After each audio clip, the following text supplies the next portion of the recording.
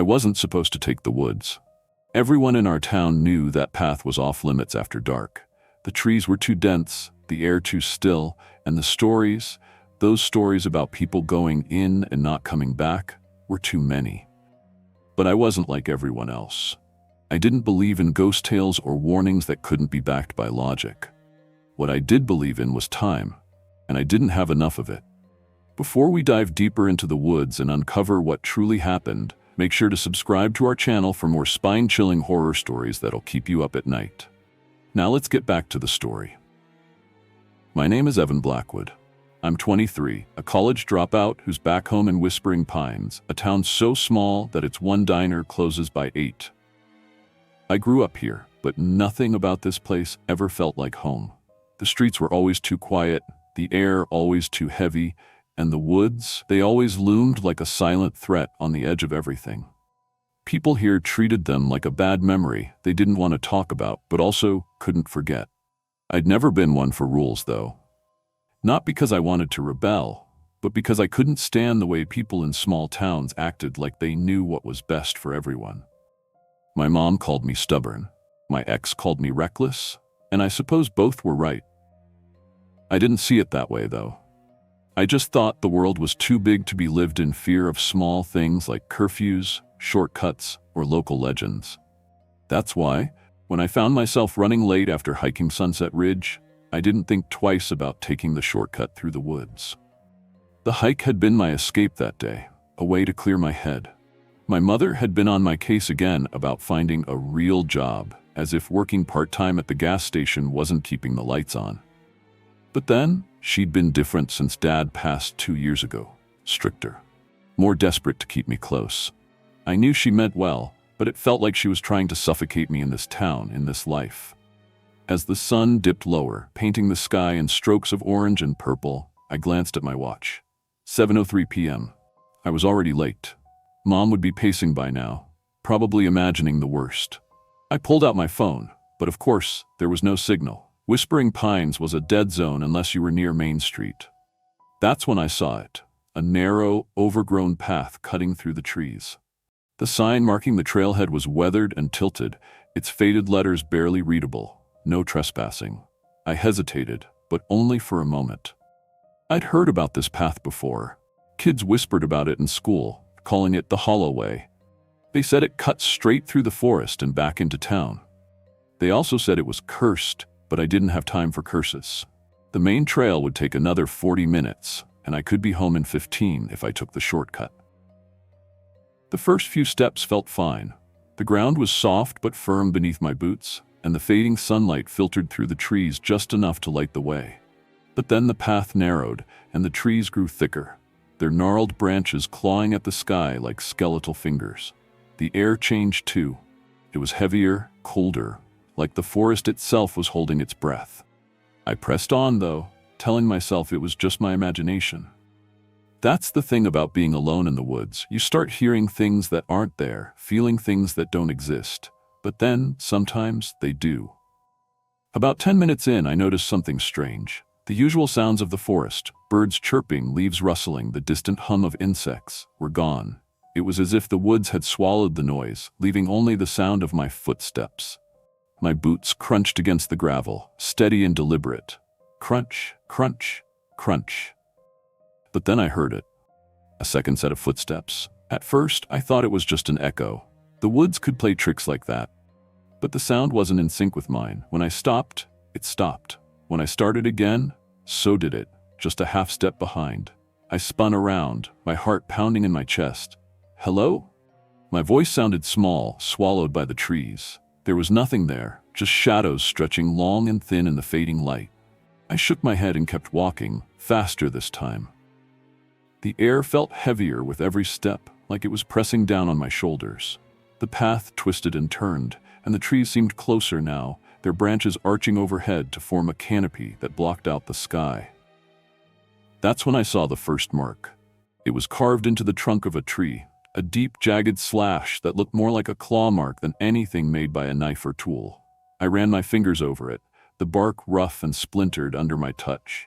There were more of them, too, etched into the trees on either side of the path, as if something had been dragging its claws along the way. I told myself it was just kids messing around, carving spooky marks to scare anyone who wandered through. But then, why did they look so fresh? The footsteps started again, louder this time, faster, matching my pace. I didn't stop to look back. My heart was racing now, my breath coming in short, sharp bursts. The path twisted again, and for a brief, horrifying moment, I thought I'd lost it, that I was going in circles. Then I saw the light. It was faint, just a flicker through the trees, but it was enough to pull me forward. I broke into a run, branches snapping against my arms and face as I pushed through the undergrowth. The footsteps behind me were louder now, almost running too. But I didn't dare look back. When I burst out of the woods, the world felt different.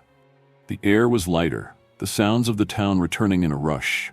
Distant car engines, the hum of streetlights, the faint murmur of voices. My house was just a block away, the porch light glowing like a beacon. I stopped to catch my breath, my hands on my knees. The shortcut had saved me time, but I couldn't shake the feeling that I'd lost something else along the way, or maybe I'd brought something back with me. As I stood there staring into the darkened trees, I thought I saw something move. Just a shadow, shifting between the trunks. It could have been my imagination. It could have been the wind. But then, maybe it wasn't. I made it back home, but something felt off the moment I stepped through the front door. My mom called out from the kitchen, her voice sharp and familiar, but I barely heard her. I couldn't stop thinking about the woods, the way they had swallowed sound, the way the air felt like it had weight, the way the footsteps behind me always stopped when I stopped. I shook my head, telling myself to let it go. I was safe now. The house smelled like her usual dinner, something overcooked, probably stew.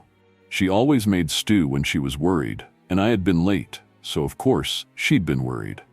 I kicked off my boots, their soles still caked with dirt from the shortcut, and I tried to act normal. But normal didn't feel real anymore, not after what I'd seen, or maybe imagined out there. "You're late," she said as I stepped into the kitchen.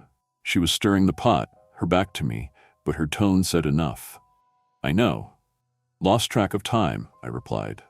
It wasn't a lie, but it wasn't the whole truth either. I didn't want to explain why I'd taken the shortcut, or what I'd heard, or thought I'd heard. She'd already tell me I was reckless, and I wasn't in the mood for another lecture. She turned, wiping her hands on a dish towel, her eyes scanning me like she was looking for signs of trouble. "Dinner's ready. You should eat." I nodded, but I wasn't hungry. My stomach felt knotted, twisted, like it was bracing for something I couldn't see yet. I sat at the table anyway, pushing the stew around with my spoon, pretending to eat. She talked about her day, about the neighbors, about how the price of groceries was getting ridiculous. Her voice was background noise, something to keep the silence from creeping in too much. But then, I noticed something. The air in the house, it wasn't right. It wasn't heavy like the woods, but it wasn't normal either. It was colder than it should have been, and it carried this faint smell like wet earth and rotting leaves. I glanced at the windows, but they were all shut tight. "Are you even listening?" Mom's voice cut through my thoughts. "Yeah," I said quickly, forcing a smile. But I wasn't, not really. My mind was still in the woods, replaying the sounds, the shadows, the marks on the trees. After dinner, I went upstairs to my room. The house creaked under my steps, the old wood groaning like it always did, but tonight the sound felt louder somehow. Or maybe I was just more aware of it. I closed my door, locking it out of habit, even though there was no reason to. Whispering Pines wasn't the kind of town where people locked their doors, but I did. I dropped onto my bed, staring at the ceiling, trying to shake the feeling that I wasn't alone. The room was quiet, too quiet. Even the usual sounds, the hum of the fridge downstairs, the faint buzz of electricity in the walls, seemed muffled. I told myself I was imagining things. The shortcut had spooked me, that was all. But then I heard it again. Footsteps, soft and deliberate, like someone walking on the carpet outside my room. I sat up, my heart pounding in my chest. "Mom?" I called out, but the sound of my voice felt thin, swallowed by the silence. No answer. The footsteps stopped. I stood slowly, every nerve in my body screaming at me not to open the door, but I did. The hallway was empty. The light from my room stretched out in a narrow rectangle, spilling onto the floor, but beyond that was just darkness. I closed the door again, locking it. My hands were shaking now, and I couldn't tell if it was from fear or adrenaline. I told myself to calm down, to breathe. Maybe I was hearing the house settle, or maybe my mind was playing tricks on me. But then, the dreams started. That night, I dreamed of the woods. I was back on the path, the trees crowding in around me, their branches reaching out like arms. I was running, my breath coming in short gasps, but I didn't know what I was running from. All I knew was that I couldn't stop. The footsteps behind me were louder now, closer, almost like they were chasing me. When I woke, my room was dark, the air cold and still. For a moment, I thought I heard breathing, soft and steady, coming from somewhere near the foot of my bed. But when I flicked on the lamp, the room was empty. The next few days passed in a blur. I tried to go about my routine, working shifts at the gas station, running errands for my mom, pretending everything was fine. But it wasn't fine. At work, I caught myself staring out the window, watching the trees at the edge of the lot, half expecting to see something move between them. At home, I avoided the windows altogether, keeping the blinds shut even during the day. I told myself I was being paranoid, but the feeling of being watched never went away. The strange things kept happening too. I'd wake up to find my closet door open, even though I knew I'd shut it before bed. I'd hear faint scratching at the windows, like something was trying to get in. My mom didn't notice any of it, or if she did, she didn't say. One night, I woke to the sound of something tapping against my bedroom window. It was a soft, rhythmic sound, like nails tapping on glass.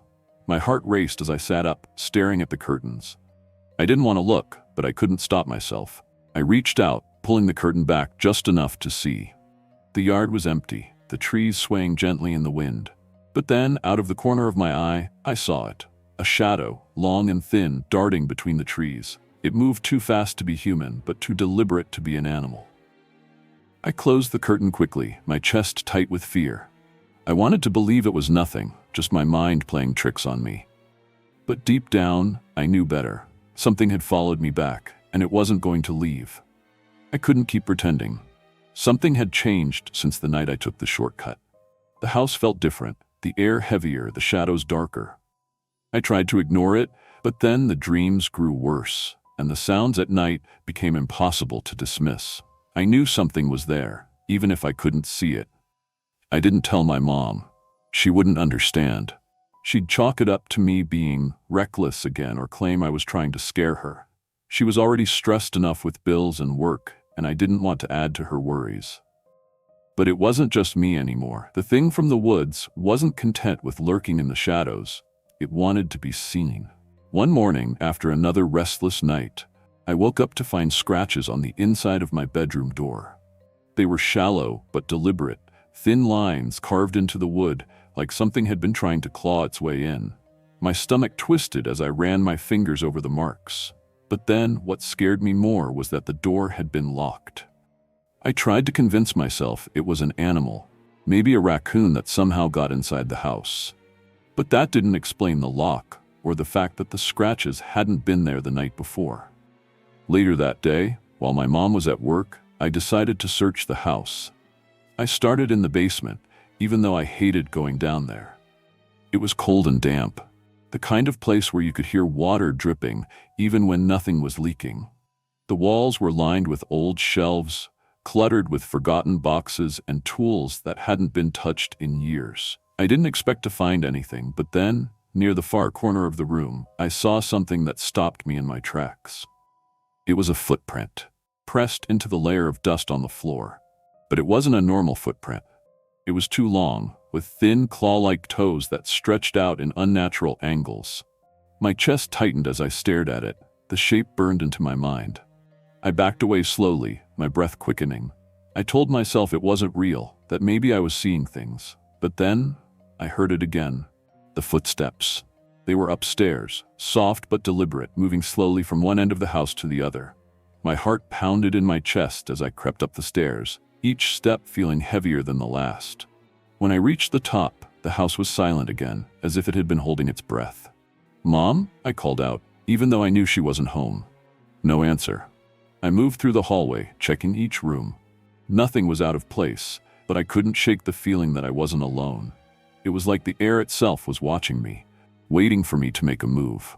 That night, I couldn't sleep.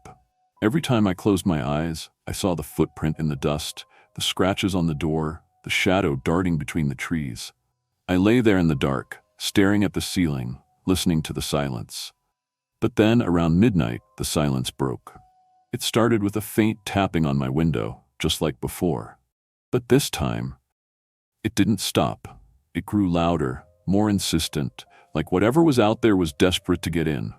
My chest tightened as I sat up, my hands gripping the edge of the bed. I didn't want to look, but I couldn't stop myself. I reached out, pulling the curtain back just enough to see. The yard was empty, but the tapping continued. My breath caught in my throat as I realized it wasn't coming from the window, it was coming from inside the room. I spun around, my heart racing, but the room was empty. The tapping stopped, replaced by a low, guttural sound that sent a chill down my spine. It was coming from the corner of the room, where the shadows seemed darker than they should have been. I couldn't see anything, but I could feel it. The air was thick with its presence, heavy and suffocating. I wanted to run, to scream, but my body wouldn't move. Then, the shadows shifted. Something stepped forward, its shape half-formed, like it didn't belong in this world. Its eyes glowed faintly, a sickly yellow light that pierced through the darkness. It didn't have a face, not really, just a shifting mass of shadows and features that seemed to melt and reform. I couldn't speak, I couldn't breathe. All I could do was stare as it moved closer, its footsteps slow and deliberate, the sound of claws scraping against the floor. "You brought me back," it said, its voice low and hollow, like wind through an empty cave. I wanted to deny it, to tell it I hadn't meant to, but the words wouldn't come. "You shouldn't have come," it said again, its form towering over me now. Its breath was cold against my skin, smelling of earth and decay. "Leave me alone," I finally managed to whisper, my voice shaking. It tilted its head, as if considering my words. "I can't," it said simply. Then it was gone. The room was empty again, the air lighter, the shadows retreating. But I knew it wasn't over. It would come back. The next morning, I told my mom everything. I expected her to laugh, to call me crazy, but instead, her face went pale. She sat down at the kitchen table, her hands trembling. "I told you not to take the woods," she said quietly.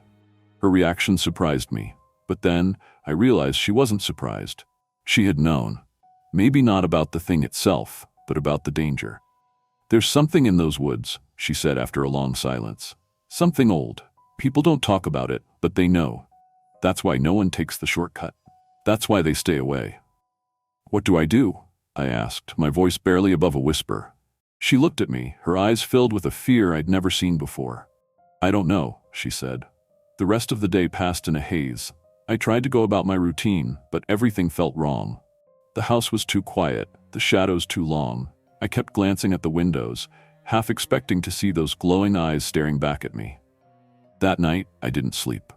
I sat on my bed, clutching a flashlight, waiting for it to come back. But it didn't. Not that night, anyway. The days passed, but the feeling never left. The house still felt heavy, the air still felt wrong, and the shadows seemed to linger just a little too long. My mom avoided talking about what I'd told her, but I could see the fear in her eyes. It was as if she was waiting for something to happen, bracing for the moment when the thing from the woods would make itself known again. But it didn't.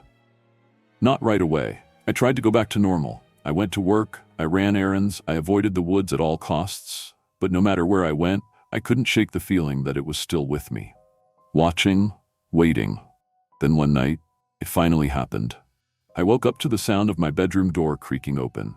My heart pounded as I sat up, the flashlight clutched tightly in my hand. The room was dark, but I could feel it, heavy, oppressive, like the air itself had turned against me. "Leave me alone," I whispered into the darkness, my voice trembling.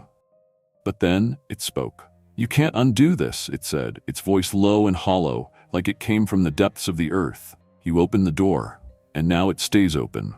I shone the flashlight toward the voice, but the beam flickered and died almost instantly.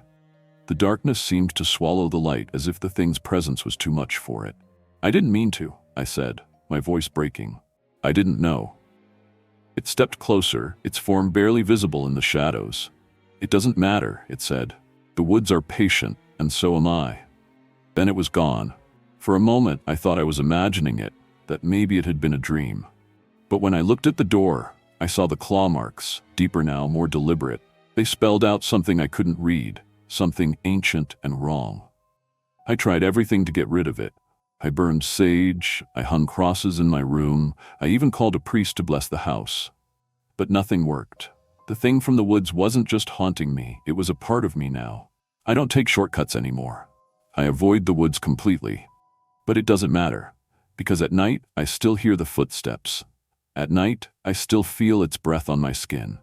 And at night, I know the truth. You can leave the woods, but the woods never leave you. Thanks for watching. If you enjoyed this story and want more chilling tales like this, don't forget to like the video, subscribe to the channel, and hit the notification bell so you never miss an upload. Share your thoughts in the comments. What would you do if something followed you home? Stay tuned for more spine-tingling stories, and until next time, stay safe and maybe think twice before taking a shortcut.